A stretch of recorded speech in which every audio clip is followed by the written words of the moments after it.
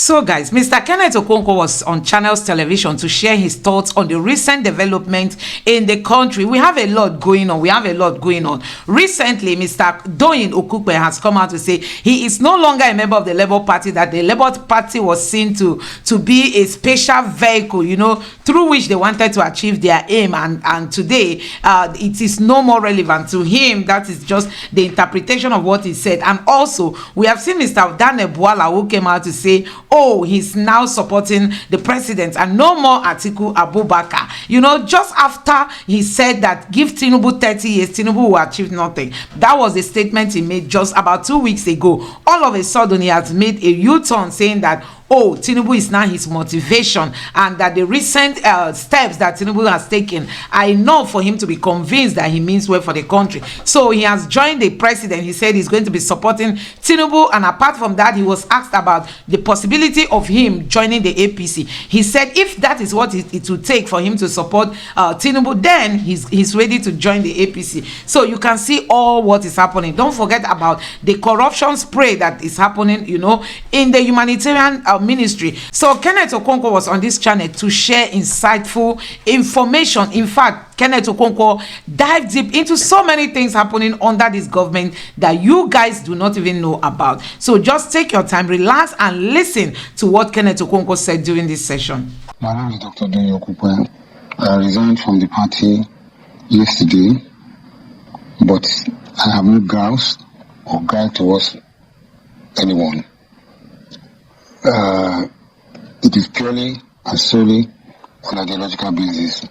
I've been in politics for over 40 years, and my political lineage or leaning and pedigree is towards free enterprise and liberal democracy. We did, in fact, go into Labour Party just as a special purpose vehicle, so that our presidential candidate, our flag bearer, His Excellency Mr. Peter Obi, could find a platform on which to contest the elections. We had hoped that if we won, we would have had to sit down with the Labour leaders and find a common position, because neither of us is a Labour person or a leftist. But it was expedient for us at that time to find a platform, and we did find one. And I have been particularly very respectfully treated. I've enjoyed my stay in the Labour Party, but because of these ideological differences, I had to resign. But I wish the party well, and I also wish my principal, His Excellency Mr. Peter Obi, every success in his future endeavor.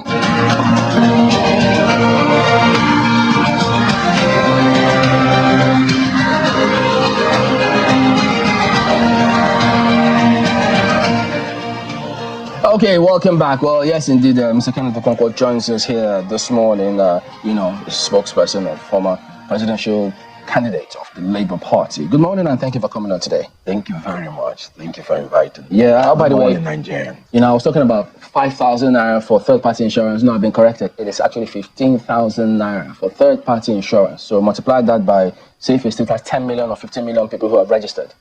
That's how much we're talking about. Who accounts for that money? What happened to that money? Because I know you don't even bother. After you register, you pick and just say, please let them carry their wallet and go. You don't do anything with it. Where does the money go? Oh. And when I think the most annoying part, Chamberlain, is that when something happens to your car, nobody knows when you actually claim that money. People still find themselves fixing the cars. Because if we know that insurance truly works, especially the third-party insurance, whenever it is you find car mishaps on the road, we shouldn't see people coming down and fighting. Yeah, it should be in case of I know I have at least third-party insurance, you should be able to take care of fixing your car. It's just that these days, when that happens, you first of all think, what can 15K do now with this accident? No, that's not how it works. That's not how it's supposed to work. It's a minimum you pay, but whenever it is that something happens, there should be an allowance, within which you should be able to fix your car. Yeah, but third-party insurance cannot do much for you. We should speak with them and let us even know what 15,000 naira covers. What does it get you? The problem is we don't even know. That's all. Mr. Okonkwo doesn't pay it. I think it's comprehensive insurance. So that's why he's surprised. What are these people talking about? The comprehensive family, is that correct? Well, basically, the third-party insurance is is meant to take care of the liability of the third party. Mm-hmm. other words, if I'm involved in an accident with you, the insurance is to take care of your car. That's why it's called third party. Yeah. Now, insurance is the business strategy where the fortunate helps the unfortunate. So it doesn't mean their liability is going to be restricted to 15,000. Indeed. They ought to take care of the car. That is why you pay, whether you have accident or not. So the accumulated money, when you become unfortunate, they ought to take care of it. But doesn't it elapse after a year? No, that's what I'm saying. So you just pay it every year? Yes. So then if you pay have for the accident 5-10 years without having any accident, it's their money. That is why they would have to come to your aid to take care of all the liability, not just the 15,000. So the fortunate pulls money together to help the unfortunate. I like what they say. Test the law. Exactly. Go out there. Exactly. Thank you for that clarification. Oh, You know, that's quite why it's important. good to have lawyers in the studio. You know, I actually read business administration before reading law. So you see. Okay, now another lawyer was in the villa yesterday. I'm sure you must have seen that picture as well. Because he was there, and of course, but wait a minute. If the president calls you, Mr. Okonkwo, won't you go? You know, in Nigeria, after seeing that picture, I think everybody is a suspect, including me. Oh dear. It's just that I've not had enough evidence to convict myself. You know, there's nothing wrong in seeing the president. You don't say no to a president. We all know that Bwala Daniel recently came out to say that even if you give Tinubu 30 years, he will achieve nothing because he thinks that, even though Tinubu occupies that office, he does not even know what is happening around him. So he's saying that even if you give him 30 years, he still doesn't have anything to offer because possibly he's not in charge. So what has changed, Bwala Daniel?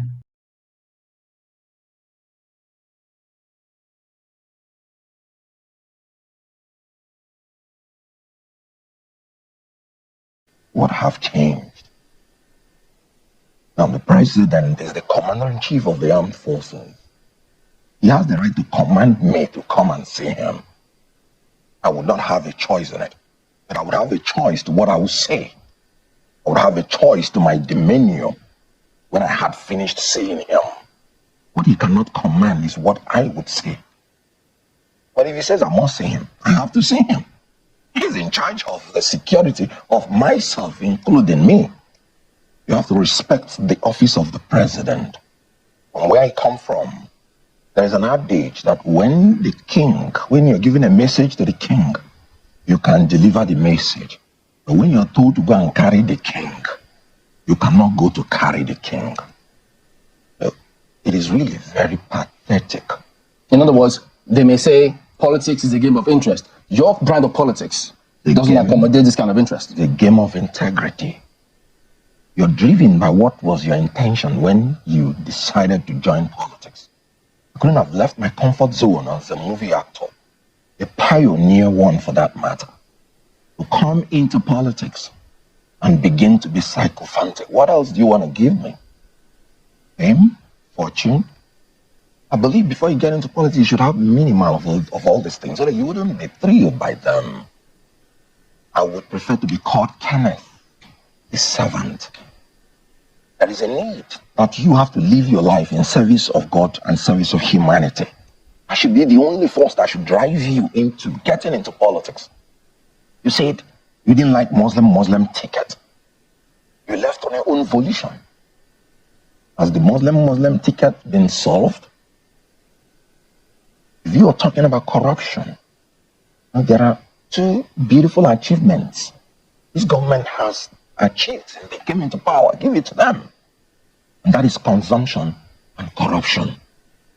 So, would you say these things have been addressed? What would be your reason in getting into the ruling party? How can you convince people that it is not because of the quest for power and quest for money? You should be able.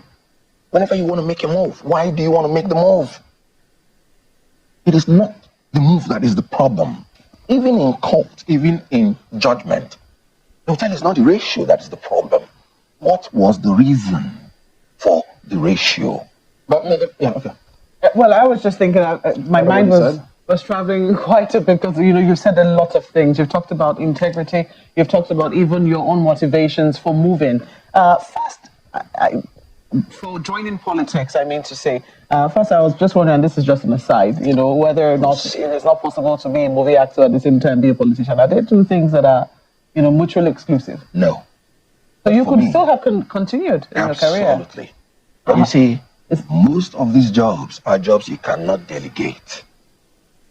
As an actor, I play the lead 98% of the time. Mm-hmm. I'm expected to come first. I'm expected to go last. Serving the people is a full-time job. You can be called at any time. If I leave the movie set, everything will stand still until I come back. So at a certain point, I was combining both. And when I saw that I was getting deeper, and both are going to suffer, because you can't delegate either. And being a perfectionist, anywhere I am, I want to give my best. One has to give way. I see. Okay. So let me come back now, because you have also been a member of the APC. You defected from the APC to join the Labour Party. And I do not know what it was that made you join the APC, but I want to imagine that when you leave a party, for whatever reason you leave a party to another party, the people there do not automatically become enemies, do they? First of all, I'm always not very comfortable with the word defection. I resigned from APC and I joined another party. You defect when you move from a party to another. Let's say you are a member of the National Assembly. And in Nigeria, you must be a member of a political party to hold any office. Mm-hmm. There won't be any chance for you to resign. In that circumstance, you can defect. Good. But when you resign and join another party, that's not defection. Okay, because you're not holding any public office. Absolutely. Okay, so, but I think the point I was trying to make is the fact that the people you met there, yes, some of them are people that you would have made friends with. Till today, they're still my friends. Exactly. So how does it work then? In APC. Yeah, how do you manage such relationships? Oh, beautifully well. When you relate on the intellectual plane, there's nothing personal about it. You can be entitled to your own opinion, but you cannot be entitled to your own facts. So when you are honest and you put the facts on the table, everybody says it. You may be surprised that Nigerians know the truth. They simply don't have the will to implement the truth. Those people that are running, go and shake hands, they know the truth. Because it was the truth purportedly that made them to leave the place in the first place. So, if you are going back to the same place you left, purporting on the basis of truth, you better be able to convince people that there is another truth you have discovered that is non-existent. So, it doesn't make you enemies at all. Okay. But it makes you to differ. Okay, so because a major defection happened from your party, Labour Party, to, well, I do not know that Dr. Doyin Okupe has entered in any other political party. That's why you wouldn't use the word defection. Exactly. Well, so maybe major resignation. A major resignation. Let's just use the word. Let's use your term, resignation. No, but a major, leaving of a party happened within your own party. The former DG campaign manager of the Peter Obi and Dati campaign organization, resigned from the Labour Party. And he gave his reasons. He says it was on ideological grounds, that they had left a party, the PDP, a bit in a hurry, almost, and they were looking for a special purpose vehicle. And they found the Labour Party. For them, it was just a vehicle. As the ideology, according to him, didn't quite sit well with them, but they figured, after we get to office, we can always figure that out. It didn't quite work out. And now this is where he is, and he's finding that he's unable. He's not exactly a leftist. That's what he said. And he doesn't think that he believes in market principles. So he's resigned from the party. But it doesn't appear that the Labour Party is saying it his way. They think that he has something up his sleeve, and that, this is about politicians not being truthful. Why do you think the Labour Party is quick to reach a conclusion like that when he hasn't exactly joined any other party? Well, first of all, he has the absolute right for freedom of assembly and freedom of association. It is his fundamental right. So I respect it, and I wish him well. Now, I wouldn't have had anything against it, but I have reservations on the reasons he gave. I must have to say that word, special purpose vehicle, I always cringe when I hear it. Because when we were in the process of campaign, I remembered one tape that was exposed by one Michael. And he said special purpose vehicle is the vehicle that politicians use to siphon money in the name of consultancy contract award. So I am uncomfortable with his choice of words. If you wanna ask me, I'll say it's ill-advised. Because when you say ideological differences, it was existing before you entered the party. Could it then be that you are an opportunist? Because you said, and I'm talking about what he said, the only reason you entered was to go and contest the election. And the question is this: if he had gone into the election and won, would he have remembered ideological differences? That is why you are an opportunist. That is why you have portrayed yourself as an opportunist. So your whole idea is to go in and win election, not ideology. Was there any consultation within the party? Were you aware of any before he made that decision? Well, I know, saying what I know, that immediately he stepped down from the DG. I can say it with every degree of responsibility that he constructively had left the party, because I wasn't aware of any other interaction he had with the party. I wasn't aware. So I think he just verbalized it. So that's all I can say about it. Well, why do you think he left, though? Well, he wouldn't have been asking me when he wrote it down in his own resignation letter. You didn't quite agree with the wordings of his letter. Yeah, so I'm asking, what do you then think is the reason why he left? No, I am saying I differ with his choice of words. I'm not saying good. He said it's his reasons, and I'm saying I differ with it. There was nothing about him when we were campaigning that showed me that he entered into this just to win or lose election.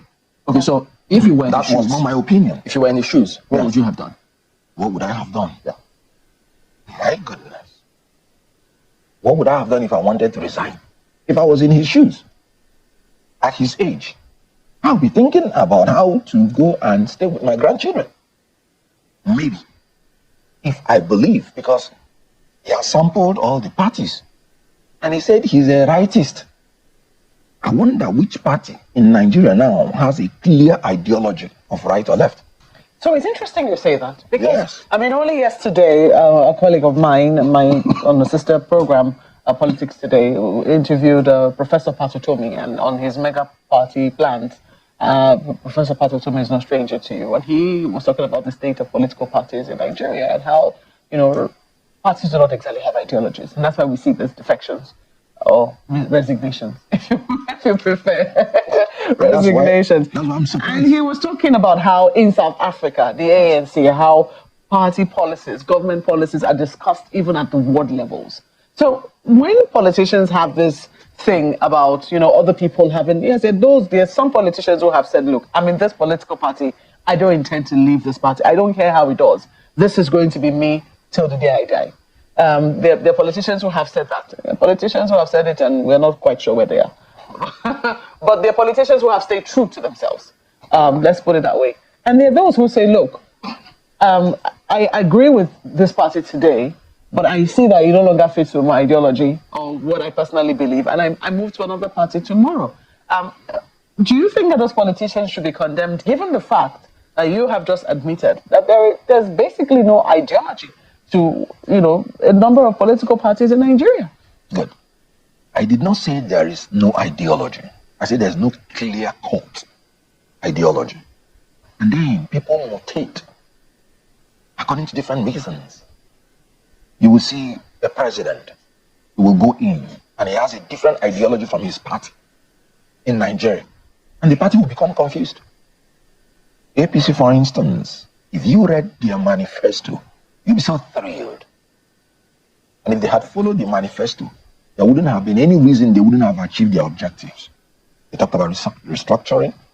They talked about state police. They talked about 1 naira to $1. And if they had followed those steps, they would have arrived at the decision. Then a president came in and said, sorry, I don't even know what you're talking about.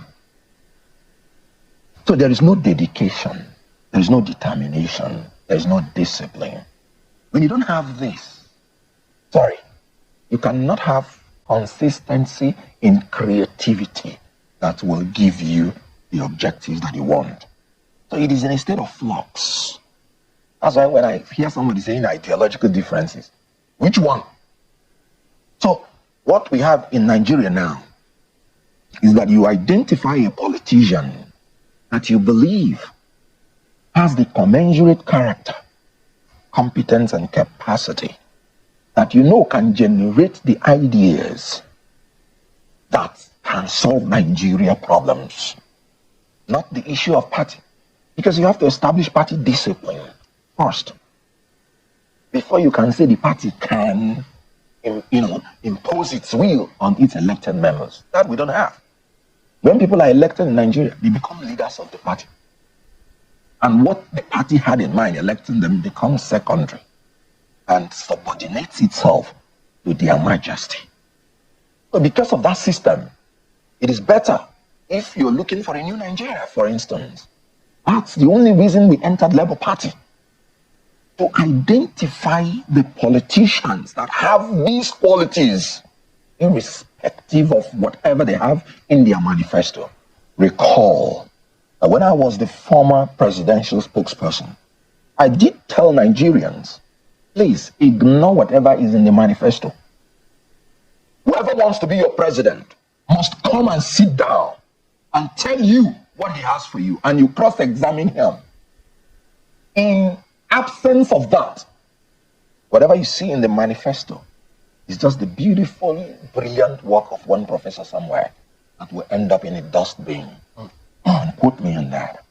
Well, thank you, Chamberlain. Well, Mr. Okonkwo, okay, let me use legal language. I put it to you that you have looked at my script as an actor because you have taken from my script to say some of the things. Particularly, I didn't love that script because it's an interesting one. First, because I was actually going to ask for plagiarism. Don't worry, I won't sue you, I promise. But I was actually going to take you up on the issue of ideological politics, and I'm glad you mentioned it, and Malcolm followed up on that. Maybe we should take that a little further. And I always make this reference for those who are not aware of where we are coming from politically in Nigeria. In the First Republic, we had such clear ideological political parties that it was difficult for anyone to just jump from one party to another.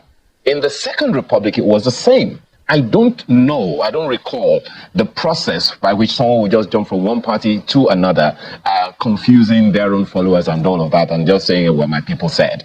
In the Third Republic, it was just two political parties, but it was also very, very clear.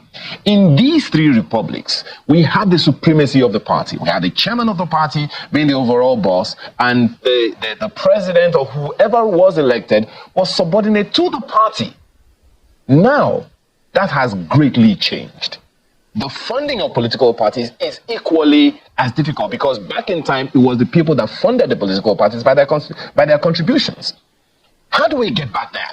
In a way that it's not just one leader of the party, as you said, who is an elected official that governs and rules over everything, as opposed to the party leading the charge of what they promised Nigerians.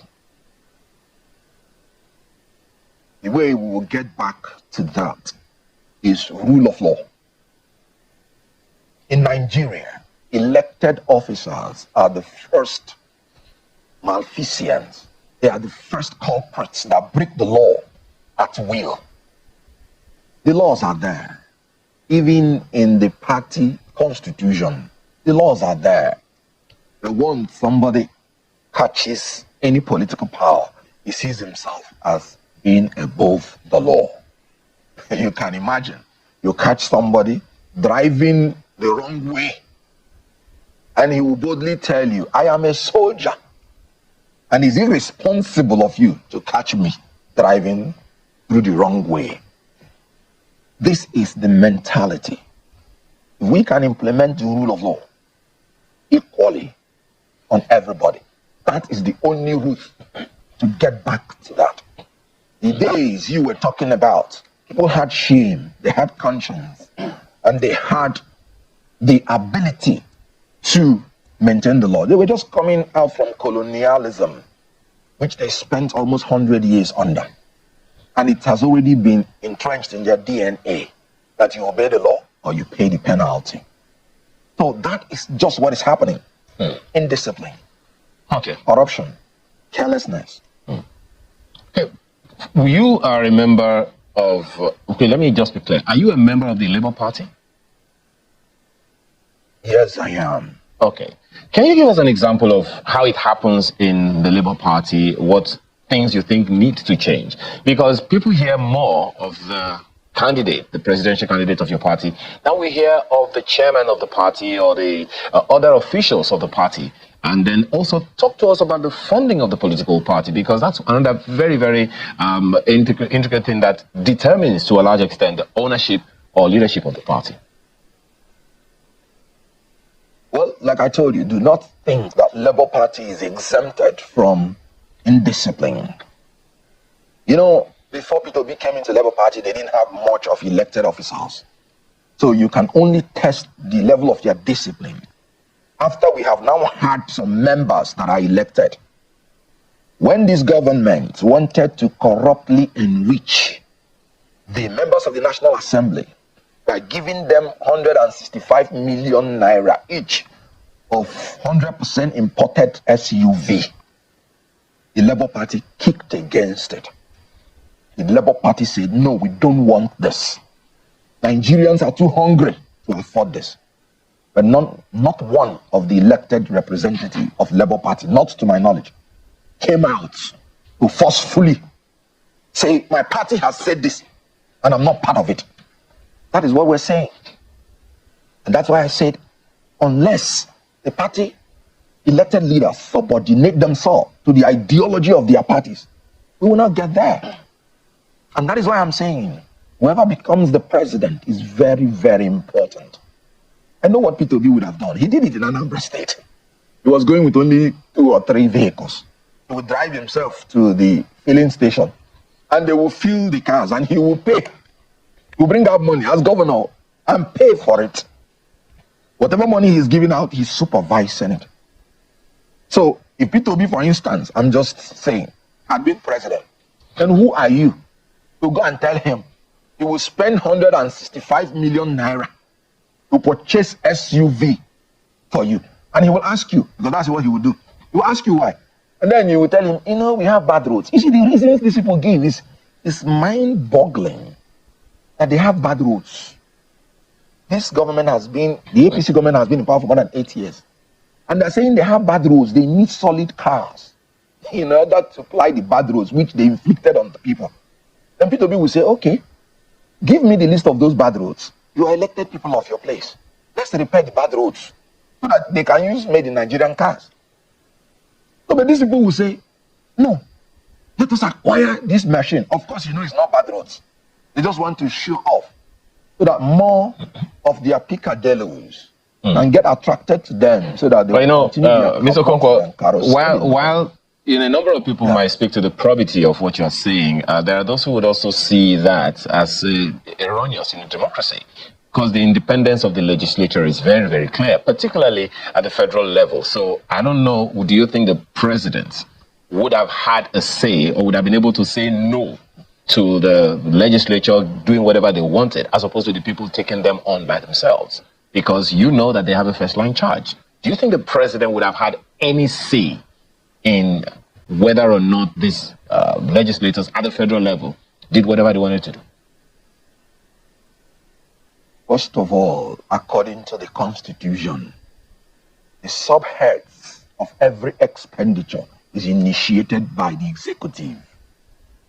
The legislature has the right only to approve.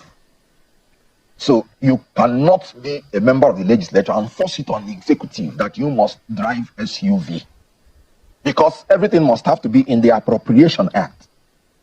But then if you're a president, you cannot be driving the most powerful SUV and then you have the right to tell the Senate president, no, you can't drive this. So if the president, for instance, says, it is the policy of this government that every official of the government must drive made in Nigerian car, it becomes a policy. The duty of the National Assembly is to make laws. Okay. Not to execute them or administer them. So if the president himself is using made in Nigeria car, I'll tell you, no member of the National Assembly will ever even have the guts to ask for it.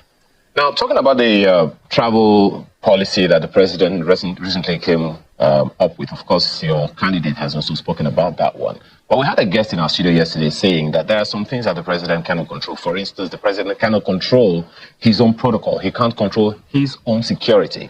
So in the name of cost cutting and all of that, do you think he was right? The senator we had in the studio yesterday saying there is nothing the president would have been able to do to say that his security personnel or his security protocol will not travel with him, but that the news is that the president wants the security in all the various states to take care of him, but protocol says he must be taken care of by specially trained people because he's the president of the most populous black nation in the world. You know, whoever said that does not have what it takes to be an elected representative of the people. You're telling the president. If the president cannot control his own security, how can he control the security of all the 200 million Nigerian citizens? What a logic. It falls so flat. The president is in charge. When Peter Obi was governor, they told him when you're traveling, large people will follow you. He said, no, I can carry my suitcase. If I enter the plane from the east, they will drop me in Abuja and I will ask the IG to send me like 2 policemen or 5 policemen. When they take me from the airport to the hotel I'll choose, I'll dash them maybe 5,000, 10,000. And they will go and I'll just stay my 2 days and I'll come back. And he cut cost completely. He's still alive. Forget those stories. Was he not the president that now came out and told you he has cut down on the protocols and that whenever he's visiting any state, the state should take care of his security? So was he not the president that said it? Then is he not now controlling the security? Don't forget all this sycophantic, unnecessary, illogical reasoning just to attract attention and favor from the leaders. So you don't agree? You don't agree that there are some things that the president may not be aware of, particularly concerning the protocols around him? Because there are those who said that there are specialties around such that protect VIP protection, they call it. That there's a special training for such persons, particularly that of the president of the Federal Republic of Nigeria. You don't agree that it is that special? The guiding of the president is one of the topmost security issues in the world. Because harming a president has a lot of ramifications, including the destruction of a country. So there is a need for very, very special people to guard the president. There's no anybody that tells you it's not important, does not know anything about administration. It is very important, and I want the best hands to guard the president. That's not what I'm saying. That does not make you corrupt. You know, forget all these optics. I heard that the president came out and said he has reduced the numbers of people that follow him. These are optics. We're not talking about reducing the numbers. We're talking about reducing the cost. I will tell you the difference. If the president is serious that he has drawn down expenses in that field to the tune of 60%, let him immediately raise a supplementary budget so that 60% will go into savings transparently.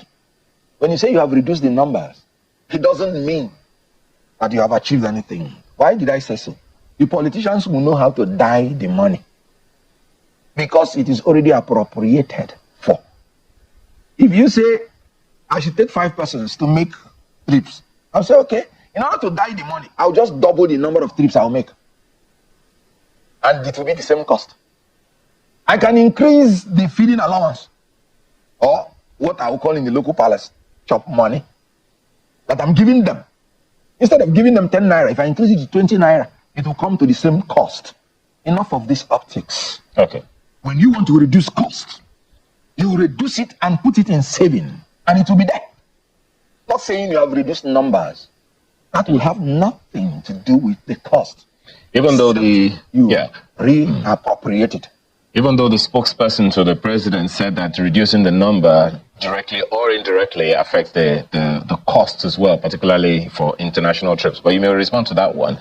But the question that I'd like to ask you next before I toss back to my colleagues, just 1 second. You can take the two together, but the question I'd like you to speak to Nigerians about now is the rhetorics that should be following some of the actions of the president.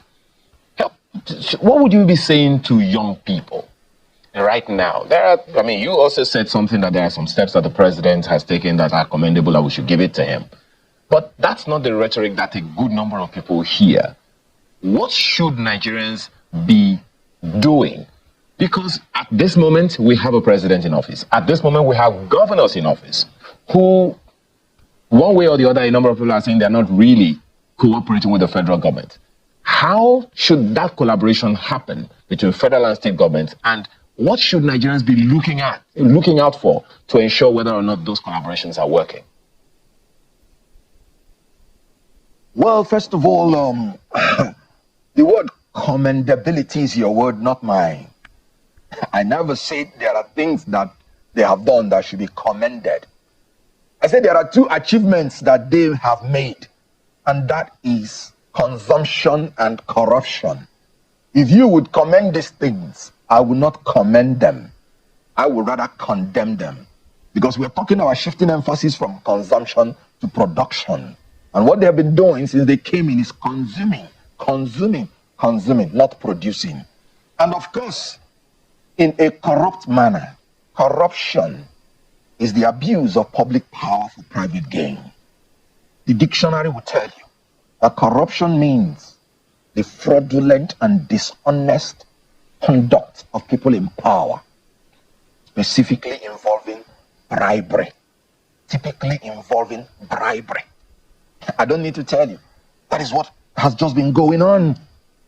You can imagine a ministry called Special Purpose Vehicle. I think that should be the best name for the social investment program or humanitarian ministry. Can you imagine this ministry that is devoted purportedly to help the poor and the vulnerable? Okay, let us even assume, without considering, that 585 million is meant for vulnerable people. And then you're spending 3-point-something billion naira for consultancy service award. When you hear such name, like I told you, it is the name politicians use to divide money among themselves and siphon it for their use. That's all. What are you consulting? Now, you're spending 3-point-something billion consultancy fee. One minister got 428 million naira of that money. And you're giving 4 states 585 million. Akwa Ibom, Cross River, Lagos, Ogun. In Lagos State, people are falling off and falling into Atlantic Ocean from the 3rd mainland bridge, committing suicide because of economic hardship. More than 20 million persons. Yet, you're dashing politicians 3-point-something billion, and you're giving 4 states 585 million. Unfortunately, that 585 million wouldn't even have gotten to them. As you can see, they say it was paid into a private account, which they are still trying to sort out whether the account is existing or not. Is that what you want me to commend? I condemn it with everything that is within me. And I will tell the youths of this country, don't ever learn to be like these people. Have conscience, have character. One more thing before you go. Let's talk about parties, new party that Prof was talking about yesterday. Should we expect a new political party? Is Labour Party going to be part of it? What's your impression about it? You know, personally, I believe that there has to be a kind of coalition. It's always advisable, because in any known democracy, 2-party system will eventually be dominant. And that's the only way the opposition can make reasonable impact. And when it is an issue of Nigeria, it becomes almost mandatory. Where even if you win, you have to defend, unfortunately. So there is a necessity for that to happen. But you see, if they don't start early, grooming people who will take over the party to be people of ideology, people of character, the same virus. Would you be part of it? So guys, if you're a patriotic Nigerian, you want to agree with everything Kenneth Okonkwo said. Honestly, we've seen politicians who do not even believe in what they say they believe in. And that is why we are seeing all these people, you know. You can imagine somebody like Bwala Daniel, who some Nigerians believe that he has some level of integrity. He's easily being bought over by this government. So that tells you the level of the rot in the system. You know, for him to just come out all of a sudden, after saying that Tinubu cannot achieve anything in 30 years, all of a sudden, overnight, he's now telling us that Tinubu is his motivation. So that's to tell you that we really have issues when it comes to the kind of people in leadership. These are people who are just after their own interest, not the interest of the Nigerian people. They don't care about the masses. They are just there, you know, to fill their pockets. And that is why we are saying it's very, very disappointing that this is coming from somebody like Bwala Daniel, whom Nigerians believe that at least he has some level of reputation still, you know, remaining in him, but all of a sudden see how he has sold himself for nothing. Anyway, a new Nigeria is possible. Nigerians, it's time for us to brace up. We are going to teach these old politicians that power belongs to the people. It's not a matter of the number of persons you buy over. Nigerians have got the power and we're already tired of the system. That alone is enough signal for us to, you know, a kind of come out to fight for a new Nigeria. And we know that a new Nigeria is possible. Let me know what you think about this in the comment section below. Please don't forget to subscribe to the channel, turn on the notification bell. Please give this video a like so that YouTube can recommend it to others. And drop your thoughts in the comment section below. Thank you.